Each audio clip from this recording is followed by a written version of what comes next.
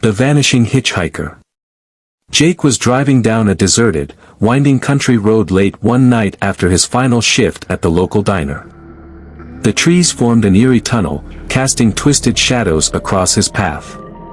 His car's clock read 2:43 a.m., and the radio crackled with static, only adding to the unsettling quiet. Jake had traveled this road countless times, but tonight, the silence was suffocating. As he turned a corner, his headlights caught a figure standing by the side of the road, a woman, her face partially hidden by a hooded coat. Her thumb was out, a silent plea for a ride.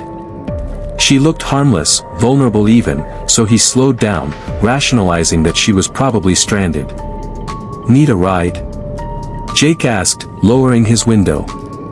The woman didn't speak, only nodded and slid into the passenger seat without a word, the scent of cold rain clinging to her clothes. Jake tried to break the silence as he drove, asking her where she was headed, but she only muttered brief directions. He glanced over now and then, noticing her pale hands clasped tightly in her lap. Her skin seemed almost translucent under the dim interior light. After 10 minutes, she whispered, "This is my stop." She pointed toward a small, overgrown path veiled in darkness. Reluctantly, Jake slowed down. When he turned to tell her they had arrived, the seat beside him was empty. The door hadn't opened, he hadn't heard a sound, yet she was gone. A chill ran down his spine as he realized he was entirely alone. When he mentioned the experience to a friend the next day, the color drained from his friend's face. "That's the hitchhiker ghost," he explained. "She's been seen on that road for years. Supposedly, she died in an accident right where you picked her up." For weeks, Jake avoided that road. But sometimes, he felt a cold presence in his car, a reminder of that night, as if she might join him again, waiting for another lift that would end the same way. Story 2, The Room Above. Leah was exhausted after a long day of meetings and work travel. When she checked into a quaint inn on the edge of town, she couldn't wait to collapse into bed. Her room was on the top floor, and she relished the thought of an undisturbed night's rest. Around midnight, she was jolted awake by a faint sound from the room above her. It started as light footsteps, but they grew louder, more hurried, until it seemed like someone was pacing furiously back and forth. Frustrated, Leah tried to ignore it, tossing and turning, hoping the noise would stop. After a half hour of enduring the stomping, Leah finally picked up the phone and called the front desk. "Could you ask the guest in the room above me to keep it down?" she asked, a hint of exasperation in her voice. The clerk hesitated. "Ma'am, you're on the top floor," he said.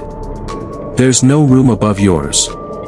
Her heart dropped, and a wave of unease washed over her. She hung up, her skin prickling with fear. Just as she began to settle back into bed, the footsteps resumed, even louder than before, as if they were now in her room. She glanced around, her heart pounding, and the sound ceased abruptly, leaving her in silence. The next morning, curiosity overcame her fear. She asked the desk clerk about the history of the inn. He reluctantly shared that, years ago, a former owner had died in that room, a man known to have paced restlessly at all hours. Some guests claimed they'd heard his footsteps in the night, always on the top floor, always in that very room. Story 3, The Silent Neighbor. Tom had finally found a place of his own after months of searching, an old but affordable high-rise apartment downtown. His excitement, however, quickly faded when he met his neighbor, a man named Joe. Joe was thin, with hollow cheeks and unsettlingly dark eyes that followed Tom's every move. His presence felt wrong, and Tom couldn't shake the feeling that Joe was hiding something. Joe would often appear at odd hours, standing in the hallway, watching Tom without speaking. Sometimes, Tom would hear footsteps outside his door late at night, a shadow passing under the gap, only to find no one there when he looked through the peephole. One night, after returning home late, Tom noticed Joe's apartment door slightly open.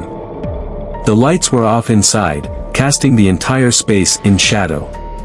Curiosity mixed with dread, and he peered inside, only to find the apartment completely empty, no furniture, no personal items, just a layer of dust coating the floor. It looked as though no one had lived there for years. Disturbed, Tom went to the building manager the next day. He recounted his eerie encounters with Joe, only to be met with a puzzled expression. "No one has lived in that apartment for over a decade," the manager said. "It's been vacant since the last tenant disappeared under strange circumstances."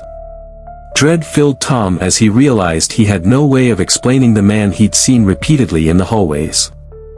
That night, he returned to his apartment with a sinking feeling. As he turned the corner to his hallway, he froze. There, at the end, stood Joe, watching him with that dark, vacant stare.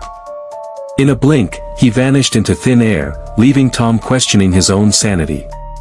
He never saw Joe again, but the memories of those dark eyes and silent appearances haunted him, making him wonder if Joe was ever truly real or something far darker.